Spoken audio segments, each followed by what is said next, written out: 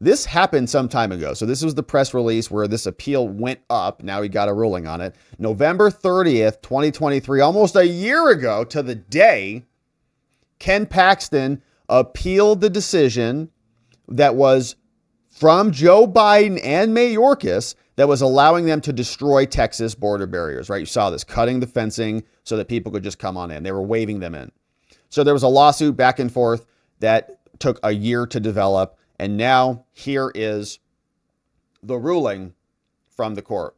From the Fifth Circuit Court of Appeals, the state of Texas versus DHS, Homeland, and the Border Patrol. They write together as circuit judges in a major victory for border security, saying, together, we address whether the Border Patrol agents can legally cut a C-wire or concertina wire, we'll call it razor wire, the state of Texas has placed along the border.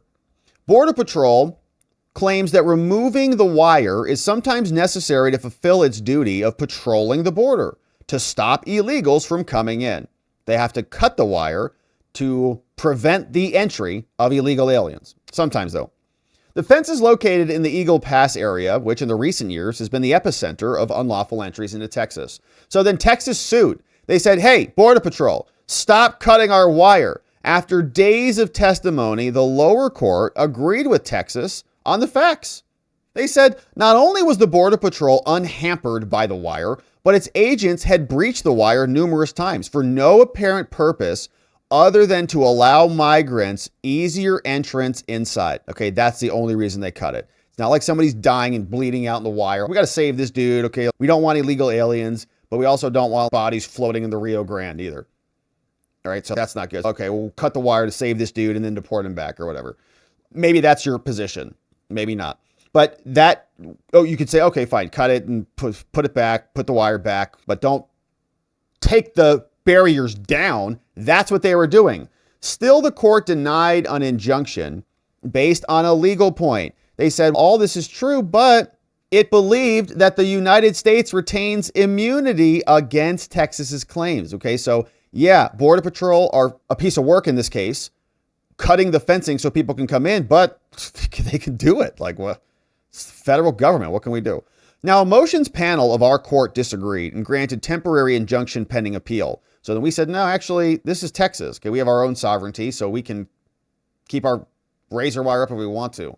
Then the United States appealed it to the Supreme Court based in part on events that occurred after the injunction. They claimed that in Texas's Shelby Park, 2 people drowned in the Rio Grande. The Supreme Court vacated the injunction without giving any reasons. So now our panel is now assigned to the appeal. We got remanded to find out what the heck happened in Shelby Park with those drowned immigrants. With admirable speed, the district court heard testimony and made new findings. Here's what happened. Texas's move into the park, it turned out, had only a marginal effect on Border Patrol's access, had nothing to do with the drownings. The case then returned to us and we heard oral argument. So Texas wasn't involved in that and the government was blaming them for those drownings. They had nothing to do with the drownings. We now rule that Texas can have its injunction, meaning Texas can tell the Border Patrol, stop cutting the fence. Specifically, the United States clearly waived sovereign immunity. Whoa, that's fun. As to Texas's state law claims. Love it. Says the conclusion is supported by a flood of uncontradicted circuit precedent to which the United States has no answer. And they waived it. They're not immune. So if they're not going to take care of it, we'll take care of it. We also reject their alternate arguments. The injunction is not barred by governmental immunity because Texas is not seeking to regulate the Border Patrol in any way, only to safeguard Texas. That's all. We're not interfering with feds, but you're not securing the border, so we'll do it. Nor for similar reasons is the injunction barred by the Immigration and Nationality Act. And finally, Texas has satisfied the injunction factors. And more importantly, they say, the United States does not even contest that Texas has shown it will likely succeed on its state law trespass claim. And they say, accordingly, we reverse and grant Texas a victory. Texas wins and Border Patrol is hereby enjoined, which means stopped, limited, prohibited from damaging, destroying, or otherwise interfering with the C-wire fencing of Eagle Pass, as indicated by Texas, in instances where they have necessary access for emergency. The access must include the land side of the C-wire fence, so Border Patrol can have access to it, both sides, but they can't cut it. Great. Guys can go behind it, you can go in front of it if you want to, but you're leaving the fencing up. The wire remains. Here's a little bit more background. Along the 1,200 miles of the Rio Grande that forms the border between Texas and Mexico, there are 29 official points of entry. Now, in recent years, the number of Border Patrol encounters with migrants has swelled. It used to be 458,000 in 2020. Now, 2.4 million in 2022. Look at those numbers. That's an invasion. 500,000 to 2.5 million in 2 years. 2 years. Federal numbers. This is what a federal court of appeals put in their opinion. Now, exploiting this situation, drug cartels have made an incredibly lucrative enterprise out of trafficking people and drugs. In 2021, Texas launched Operation Lone Star to help the Border Patrol. But there's been a conflict in Eagle Pass. Maverick County and Eagle Pass are the epicenter of the current migrant influx. By September 23, Texas had installed 29 miles of C-wire in this area along several sections of the riverfront, causing an effective deterrent, and an effective one at that, they say. Both Border Patrol and Texas agree the C-wire must be cut if there is a medical emergency. Okay, so even Texas is, look, yeah, like somebody's caught in there and drowning, like we'll cut it, we'll save them. But then they must go back. The problem arises when Border Patrol agents cut the wire without prior notification to Texas for other reasons. In fact, beginning around September 23, they began to clash in Eagle Pass. Agents from the federal government who are facilitating and co-conspiring to facilitate the invasion began cutting Texas's wire to permit aliens to enter legally via their entrapment, right? It's like they're violating the law. They say they have permission to do that, but the district court found that there were 14 incidents of wire cutting. A September 20th incident that was captured on video was the most illustrative. The video shows that Border Patrol agents have cut a hole in the C-wire to allow aliens to enter. They're Border Patrol. They then cut 2 additional holes about 15 feet away, and they install a climbing rope for migrants. Where's this video? Meanwhile, a Border Patrol boat passively observes a stream of migrants stretching across the river and onto the Mexican shore who were never interviewed, questioned as to citizenship, or in any way hindered in their progress into our country. Instead, after letting the aliens through, the Border Patrol sent them to walk as much as a mile or more with no supervision in hopes they would proceed to the nearest processing center. Literally cutting open the wall. Our own officials cutting open the wall. Due to repeated instances, Texas sued the so-called Border Patrol in federal court, saying you're causing a first of all, you're damaging our property, you're violating the law, common law conversion, that's our wire that you just destroyed, and you're now trespassing on our efforts. Texas sought a preliminary injunction. 3 days later, a bunch of stuff was filed. Now, the court rejected as a factual matter that the Border Patrol cut the wire to inspect, apprehend, or process the aliens. They said, no, that's not why you cut the wire. It found that no aliens were inspected at all. I said, you just cut the wire to let them in. Don't tell us that. Regardless, though, Border Patrol agents could have inspected them without disturbing the wire because agents already have access to both sides of the fence. So there's no justification for cutting it. Just go around. Nor was wire cutting necessary to apprehend anybody. Indeed, no one was apprehended at all. Aliens coming through the holes in the fence that they cut in the video were waved along. They let 4,500 migrants in. The court rejected their claim that they were going to process them. They just let them go. The court also rejected the contention that wire cutting was needed to stop medical emergencies. Everybody here recognizes, yeah, look, if there's injuries, drowning, or dehydration or fatigue, yeah, it's real. Medical emergencies do justify cutting the fence. But those events would not justify any and all destruction of the wire. An ongoing medical emergency is an exigency that you need to address right then and there. But that's not what happened here. The court concluded that an emergency can be just as adequately addressed by less destructive means. Just go around, get them by boat. Don't open the fence. Pull them out of the fence. Don't have to cut open a fence because somebody's in it. Just pull them out from the other side. As to the winter's third and fourth prongs, they're met too. And they favored Texas at the lower courts. The lower court said you should have an injunction, but we can't because it's against the feds and they have immunity. So then it went up to the Court of Appeals and they had a battle over this. Went up to the Supreme Court, came back down. We had a limited remand. We're now back down in this court. First, the findings clarify that Texas's move into Shelby Park on January 10th created a 2.5 mile perimeter and an inner cordon within the park. You can see this in the maps right here. The findings also clarify that there was a boat ramp. Third, the findings shed light on the drownings. The court found that the emergency involving the drownings had concluded about 1 hour and a half before Border Patrol agents were there. Okay, so we tried to save those people. We showed up, but the fence means that they had to die because Texas. No, they were dead for an hour and a half. Border Patrol agents arrived at the gates. By that time, Mexican officials had also rescued 2 other distressed aliens on their side. Finally, when Border Patrol approached Texas, the federal officers did not act as if any emergency were underway. They were just professional and calm. So there wasn't an exigency, an urgency. And finally, the findings address the broader contentions that they're an impediment to federal law. The court said, nope, that's way too vague. You can't say that you're at risk or being slowed down at all. Now, Texas says that the federal government waived sovereign immunity.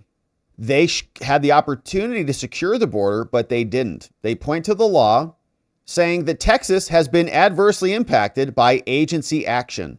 And when agency action is necessary to protect something and they fail, that's a waiver. 702 says a person suffering a legal wrong because of agency action who's adversely impacted is entitled to judicial review, which is what they're seeking now. The United States may be named as a defendant, and if they fail to act and they have the legal authority to act and they fail to do it, well, then they've waived their responsibility and we can step in to deal with it. Accordingly, that's what we're doing. Now, the district court thought that 702 was not plain enough. And they said, it's the federal government, okay? You can't really act against the federal government. And they give us their basis for that. But Texas's waiver argument is actually supported, they say. So the district court said that no, and you understand, judges never want to find against the feds. So state is suing against the feds. The judges, yeah, like your argument is incredible, but it's still the feds. So no, sorry. But now the Court of Appeals is coming in and saying, actually, maybe, yeah. Says Texas's waiver argument is pretty dang strong. We've never suggested that 702 excludes state law or common claims like the lower court did. Every one of our sister circuits has said, yeah, sovereign immunity can be waived, even against the federal government. For instance, the Third Circuit talked about a New Jersey case. The Ninth Circuit has similarly talked about it. The 10th Circuit has talked about it. Now, the government fails to cite a single circuit where the 702 waiver applies only to federal claims. No, it applies to state claims too. So if the feds are not going to act on something and the state wants to come in and the Fed has a responsibility to act and they're not acting, and the state can say, okay, fine, then you have waived your right to act. So we'll do it. One of their arguments merits a separate mention, talking about the FTC stuff, but let's fast forward through that. And to sum all of this up, 702 clearly waives the United States sovereignty immunity claim for the common law claims. The district court made a mistake in ruling otherwise, so Texas can act. And their claims are also not barred by intergovernmental immunity either. Texas is not trying to regulate anything. They're not imposing the state's will. They're acting in an area where the federal government has chosen not to. We're not targeting state laws. We're not targeting regulations. We're not applying laws to the feds. None of it fits here. Texas is not discriminating against the feds. All they're doing is seeking to enforce a generally applicable state law that prohibits trespass and conversion. That's all. And their right is embodied by Texas law. As numerous cases have recognized, we're not trying to control anything. We're not inverting the supremacy concept. Texas is not saying we're more supreme than the feds. We're just saying the feds aren't acting, so now we can. The only duty implicated here is found in this law, which is the Border Patrol can control 25 miles within the border. But what we're suing for here is not to destroy our wire, and so that's incidental to your powers. They also suggest that it would create a conflict, but there's no conflict here. And it's also not preempted. It's also not preempted by the feds. As we fast forward, let's look through and see if they summarize this for us here, saying that they believe Texas will succeed on the merits. They say, first of all, concertina wire is state property. They've taken over that property by saying it's theirs and they cut it. Since it is their property, we can easily recognize that it is their property. Saying there's no immunity for you to destroy it, they'll succeed on this claim. It is their property and their property is being destroyed. Will there be irreparable harm? Yes, there will. Texas says it will suffer irreparable harm. It's a trespass. It's a risk of harm because people will come into the country. There's going to be a decrease in public safety. There's going to be more crimes and drugs entering Texas. And so the Texas court said that there would be irreparable harm, but again, that the feds were immune from any action to stop them from causing that harm. And so they said the court discredited the government's justifications for cutting Texas and their wire, describing their conduct as culpable and duplicitous, the lower court said, labeling their arguments as cynical, not crediting their evasive answers and demeanor. The lower court blasted them. You're harming Texas bad, but you're allowed to do it, and so I can't stop you. Accordingly, the court concluded that compensation for past injury cannot adequately redress this, and so this does cause irreparable harm. So they say, yeah, there's no clear error here. We'd only reverse that if there was clear error, but there isn't that we've identified. So yeah, they win that. And last, we turn to balancing equities and public interest. Texas contends that what the Border Patrol is doing deserves an injunction. They say we agree in part. First, there is generally no public interest in the perpetuation of an unlawful agency action. The court found that the federal government exceeded their authority by cutting the Texas wire.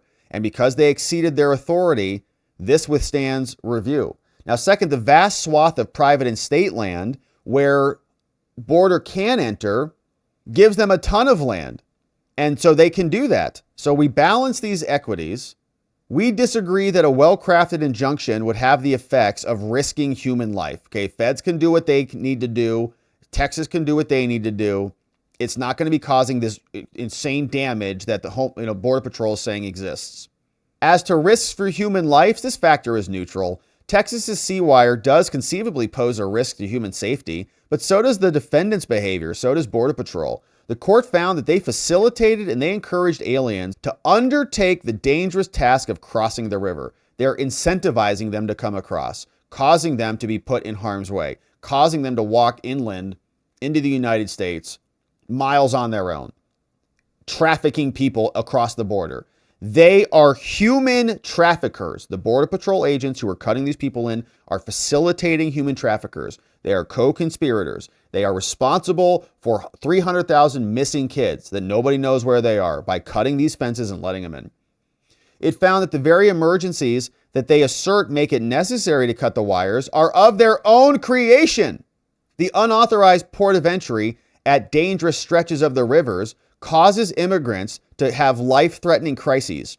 And the court found that the C-wire is a deterrent, and an effective one at that. So that doesn't favor anybody. And finally, we reject the government's contention that Texas's fencing undermines international relationships, okay? Mexico's complaints focuses principally on the buoys in the Rio Grande, but the buoy issue was never raised in this litigation. And our en banc court recently vacated an injunction against the buoys, moving the buoys to the American bank, saying would ease international relations. Now, similarly, Border Patrol here have not shown how removing the wire on Texas's side would help international relations. True, both of Mexico's complaints reference the seawire, but they suggest the main problem is the seawire in the floodplain. That is not an issue, at issue. The seawire here is on top of the riverbank, not in the floodplain. Now, more importantly, though, concerns about international relations do not erase property owners' rights over thousands of their land. Who cares what Mexico says? Our precedents, old and new, make clear that concerns of national security and foreign relations do not warrant abdication of the judicial role. And foreign policy below the binding level of a treaty or legislation doesn't displace Texas law, and so we find no error there. And so in conclusion on this, Texas's state law claims for injunctive relief are not barred by governmental immunity, and so we reverse and grant Texas's request for an injunction. Stop cutting the fences. Hereby, moving forward, federal government goons are hereby enjoined from damaging, destroying, or otherwise interfering with Texas's seawire fencing in Eagle Pass. And as indicated in Texas's complaint, in instances where federal agents have the necessary access, they can use that access. The necessary access must include the land side of the fencing and the international border ports within Shelby Park. So the fence is here. They cannot cut the fence, but the Border Patrol can come in this side and in this side and access both sides. No problem at all. Have fun. Enjoy it. Do your little laps up and down. But don't you dare cut that fence. You people should be building a fence, securing the fence, not cutting it, and being co-conspirators in a human trafficking operation that's resulted in 300,000 missing kids. Sick people who are claiming that they are securing the border when in reality, they're not.